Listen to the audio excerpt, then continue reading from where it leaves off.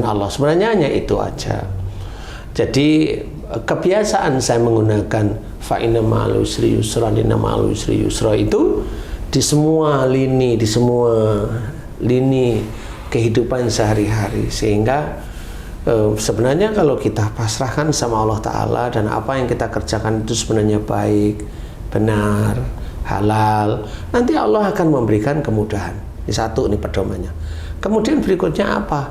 Kalau memang imamnya memang dia itu berjalannya seperti itu, insya Allah nanti akan diberikan waktu, kemudian persoalan, kemudian tempat pada keluarga yang menginginkan keluarganya baik. Kan seperti itu, Ji. Pamannya habis kerja pulang, kan dipulang kan nanti ada anak yang ngomong, istri yang ngomong, dan kita kan imam kan yang dengerin sebenarnya. Nah, pendengaran kita itu akan menyaring yang diomongkan anak itu baik apa tidak, kan tahu sebenarnya. Bener nggak, Cici? Iya. Apa yang ngomongkan istri juga tahu baik apa tidak, bener nggak? Persoalannya adalah pada saat tidak baik itu kita mampu nggak menghentikan mereka. Kan begitu. Sehingga pada saat itulah sebenarnya kita disuruh dakwah oleh Allah Ta'ala di dalam keluarga.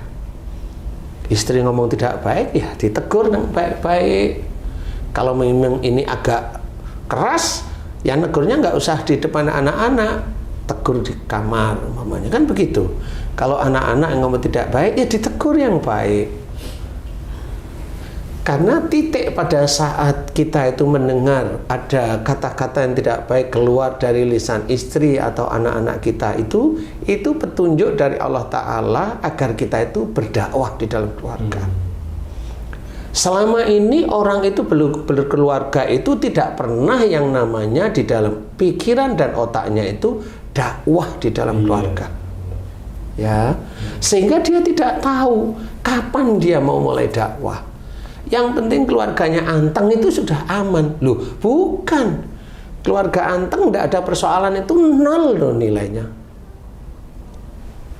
Nggak ada ujian dari Allah Ta'ala. Tapi pada waktu anak itu ngomong begini, anak itu melakukan ini, nah di titik itulah petunjuk kita itu untuk berdakwah. Kan gitu. Contoh umpamanya kasus, saya diminta menyelesaikan kasus skizofrenia umpamanya. Kan gitu. Kalau di tempat dokter hanya cuma dikasih obat penenang, obat depresi, ya. Nah, di titik itu dicoba oleh orang tua ke sini, ketemu, saya cari analisa. Kenapa si putranya atau putrinya ini depresi? Saya coba cari. Nah, di titik ayah dan ibunya tahu, kemudian mengenal saya, kemudian ke sini. Di sini saya memberikan nasihat. Nasihat yang insya Allah tidak keluar dari syariat Islam. Kan gitu. Umpamanya di anaknya, kenapa kamu murung di kamar, kenapa gini, anaknya ngomong. Umpamanya, Ustadz, di kepala saya ada yang ngomong, kamu tidak akan berhasil jadi manusia, kamu akan selalu gagal. Nah, kalau sudah begitu ketemu saya, ini anak ini berarti apa yang dia lakukan itu tidak pernah baik menurut dia. Atau anak ini selalu diejek tentang apa yang dikerjakan. Begitu. Tanyalah saya umpamanya, kamu merasa sering apa yang dikerjakan itu nggak pernah benar? Iya. Sama siapa? Baru dia ngomong, sama ayah saya. Loh, di titik inilah sebenarnya orang tua dengan anak itu nanti akan berkomunikasi, yaitu dengan berdakwah si orang tuanya. Tapi pada saat ada masalah seperti itu, orang tuanya dakwahnya hanya cuma nyalahin anaknya. Anaknya salah aja terus. Lah kan lama-lama anaknya juga depresi. Anak keluar salahin, anak keluar malam salahin, anak keluar sampai pagi salahin. Lah kan nggak ketemu solusinya. Kan gitu. Kenapa anak saya kok keluar malam ya? Kok nggak pernah berpikir seperti itu? Kan gitu. Bener nggak sih, Ci? Kalau mamanya anak kamu kok keluar malam, umpamanya tanyain, lah mama dulu hobinya keluar malam, umpama, atau papa hobinya keluar malam, hadapi itu dengan benar-benar. Jantan walaupun kamu perempuan. Hadapi. Jangan anak ngomong begitu pergi loh, kan nggak selesai dakwahnya. Nah, di titik inilah sebenarnya kita harus memahami yang namanya iman pada hari akhir itu rata-rata hanya di lisan rata-rata, tapi dia tidak mempelajari bahwa apa yang dikerjakan itulah yang besok akan menjadi catatan terus-menerus dicatat oleh para malaikat. Sholat 5 menit catat sama malaikat raqib, dosa 1 jam catat, sholat lagi 5 menit catat sama malaikat raqib, dosa 2 jam catat lagi sama atid. Lah itu kalau dibandingkan kan habis. Jadi sesungguhnya amal perbuatan baik akan menghilangkan perbuatan buruk. Diganti sekarang. Perbuatan baiknya 100. Benar. Perbuatan buruknya 6 miliar. Nggak selesai-selesai. Masuklah ke dalam neraka dalam keadaan dihinakan oleh Allah Ta'ala. Sama seperti tersebut. Nah, sama umpamanya seseorang memahami ini, bahwa yang memberikan rizki itu Allah, betul ya? Yang memberikan jalan baik itu Allah. Tapi kalau seseorang itu bisa, kalau kamu lakukan ini pasti rezekimu banyak. Loh, orang yang berkata tersebut seperti dia itu berkata dia Tuhan. Nah, itu juga akan dicatat oleh malaikat atid bahwa yang boleh bilang seperti itu hanya Allah. Kamu manusia, tidak bisa ngomong seperti itu. Kenyataannya, kalau itu dipraktekkan dengan jamaah-jamaahnya, Blek Kudus itu ya 0 besar. Kalaupun ada yang tercapai, itu istijraj, insya Allah. Insya Allah istijraj. Karena apa? Karena kalau orang yang imannya baik, ketakwaannya baik, Allah tidak semerta-merta memberikan harta itu gampang. Imannya baik, ketakwaan baik, ikhtiarnya nggak bisa. Lewat mana? Nggak bisa. Orang imannya kurang, ketakwaannya kurang, ikhtiarnya ada, bisa aja dikasih rezeki. Nah, itu sudah jelas ada imbangan. Makanya kalau ada orang pekerjaannya itu di bawah, kemudian imannya baik, kemudian takwanya baik, dia minta harta, kan lucu jadinya. Wong yang kita itu diajarkan oleh Allah Ta'ala bahwa hidup di dunia ini kita itu mencari akhirat, loh kok malah mencari dunia. Lah besok kamu mati itu mau di dunia atau mau di akhirat besoknya? Kan seperti itu. Orang sedekah diajarkan oleh Allah Ta'ala itu niatnya harus lillahi ta'ala, tidak ada embel-embel ingin itu, ingin ini, ingin itu. Walaupun dia itu sedekah, ditanyain kamu pengen doa apa? Agar istri saya hamil nanti melahirkan lancar. Enggak boleh, sedekah aja karena Allah. Doakan biar saya sukses, doakan biar anak saya sukses, doakan biar anak saya keterima di sini. Nggak bisa. Allah yang memberikan jalan sebenarnya. Nah, di titik-titik inilah yang namanya dia melakukan aktivitas dunia atau dia melakukan aktivitas akhirat malah untuk dunianya sendiri. Kan nggak pernah ketemu. Nah, di sini kita harus memahami iman terhadap hari akhir itu tidak segampang seperti cerita di dalam bioskop. Berarti itu terkait semua ya Pak Ustadz, antara percaya kepada Allah, percaya kepada kitab-kitab. Itu merupakan satu rangkaian perjalanan hidup gitu Pak Ustadz ya. Lah iya. Waduh, walaupun kamu pisah-pisah. Walaupun kamu itu punya perasaan rasa sayang terhadap orang lain itu kuat nomor. Tapi kan nggak bisa kamu seperti itu. Hah? Rasa sayang yang paling kuat kan kita ada urutannya pada Allah, kita mengerjakan pada Rasul, kita juga mengerjakan apa yang dikerjakan Rasul. Pada istri rasa sayang, nah kan mulai dipilah-pilah lagi, di breakdown, dinasehati kalau salah, dielus kepalanya kalau salah, kalau benar nggak usah dipuji, kalau dia terlalu bangga dinasehati, jangan terlalu bangga.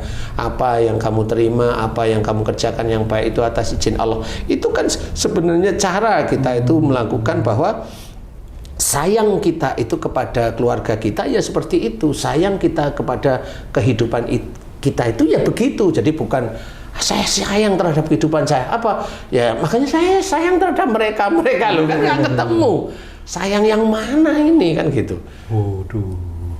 Itu yang harus kita ketahui, sehingga nilai di hadapan Allah yang kita kerjakan sehari-hari itu tuh baik, benar-benar baik di hadapan Allah Ta'ala, murni. Sholat ya hanya mencari ridha Allah, tidak untuk dunia. Puasa mencari ridha Allah, kan begitu. Berperang melawan marah, itu nanti kalau lulus di hadapan Allah Ta'ala, ya nanti insya Allah kita bisa aja syahid. Berperang melawan egois, kalau kita dianggap lulus oleh Allah Ta'ala, ya insya Allah bisa aja kita dianggap syahid. Berperang melawan hawa nafsu yang tidak baik, ya insya Allah kita nanti dinilai syahid oleh Allah Ta'ala. Lulus itu saat kita udah meninggal, Ustaz ya? Ya. Sebabnya satu peristiwa dinyatakan lulus, belum bisa hari ini lulus, besok lulus. Ya, pada akhirnya dia ujub ria, gugur lagi udah. Benar, insya Allah seperti itu. Dianggap lulus itu kalau sudah meninggal dan dia menjaga istilahnya. Nah, di titik itulah kita harus belajar.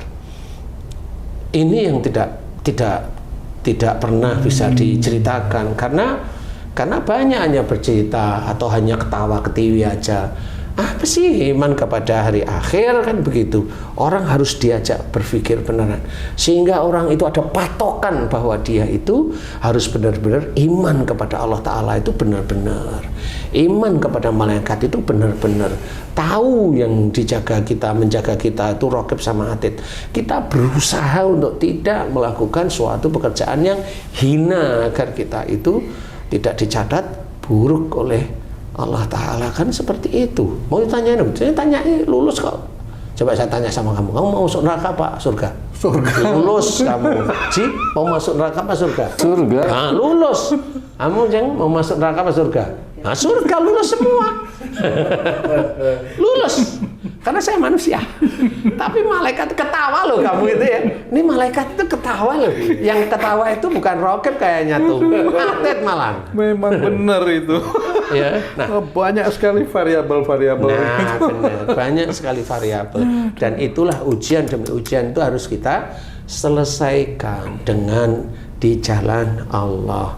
Insya Allah kalau kita lulus benar-benar di hadapan Allah Ta'ala, baru kita mendapatkan nanti variabel untuk iman kepada hari akhir itu runut dari mulai iman kepada Allah, malaikat, Nabi, Quran, kemudian takdir. Iman kepada takdir aja udah ngeresulo aja. Saya pernah menyelesaikan suatu soal fisika itu, untuk menjawab sampai benar itu membutuhkan 3-4 rumus untuk dapat menyelesaikan. Ternyata dalam satu hari kehidupan manusia itu 6 keyakinan atau 6 rukun iman itu dibutuhkan juga supaya lulus itu. Benar itu, dan itu benar, compang-camping itu. Benar Haji tadi. Jadi pada saat kita itu mulai membuka mata, kita itu akan terkait yang namanya iman kepada Allah Ta'ala, iman kepada malaikat, iman kepada Rasul, iman kepada kitabullah, kepada takdir. Itu akan terkait semuanya. Itu tidak akan bisa lepas. Nah, di titik itulah kalau memang tadi bahasanya kalau fisika bisa menggunakan 3-4 rumus, di sini menggunakan ke-6-6-nya. Di titik inilah kita berusaha taat kepada Allah Ta'ala walaupun sulit. Karena ujian-ujian yang kita hadapi belum tentu segampang apa yang orang lain pikirkan, yang duduk di atas sana memerintahkan anak buahnya dengan gampang. Bukan. Orang yang seperti itu di dunia bisa aja besok di akhiratnya dibalik oleh Allah Ta'ala menjadi orang yang paling di bawah neraka. Nggak usah takut seperti itu, nggak usah iri dengan mereka, nggak usah. Kita kerjakan aja apa yang bisa kita kerjakan, seperti itu. Ibadah kita kerjakan, kita tambahi yang belum. Insya Allah disitulah mulai kita bisa istiqomah tanpa melihat orang lain atas. Orang atas itu yang kita lihat hanya dunianya, nggak usah. Kalau orang lain yang kita lihat atasnya adalah ibadahnya. Insya Allah dari situlah mudah-mudahan kita senantiasa ingat bahwasanya hidup kita di dunia ini sebenarnya hanya untuk akhirat. Kalau kita merasa iman kepada hari akhir, persiapkan. Bagi saudara-saudara beriman itu harus paham iman kepada hari akhir itu yang bagaimana. Kerjakan semuanya dari mulai la ilaha illallah ya, tidak ada Tuhan selain Allah, kemudian Muhammadur Rasulullah, ya Muhammad adalah Rasulullah, dan kemudian kita juga iman kepada malaikat, kita belah, kemudian takdir. Nah, biasanya orang Islam itu compang camping, salah satunya yang kuat itu di takdir itu. Insya Allah belajar dari iman kepada hari akhir ini sehingga menjadikan kita lebih paham siapa diri kita. Sebenarnya tidak perlu kita itu berbangga dengan ibadah yang kita kerjakan, tetapi senantiasa mencari kesalahan dan dosa yang kita lakukan setiap hari. Mudah-mudahan itu bisa menjadikan kita lebih taat kepada Allah Ta'ala. Allahu a'lam.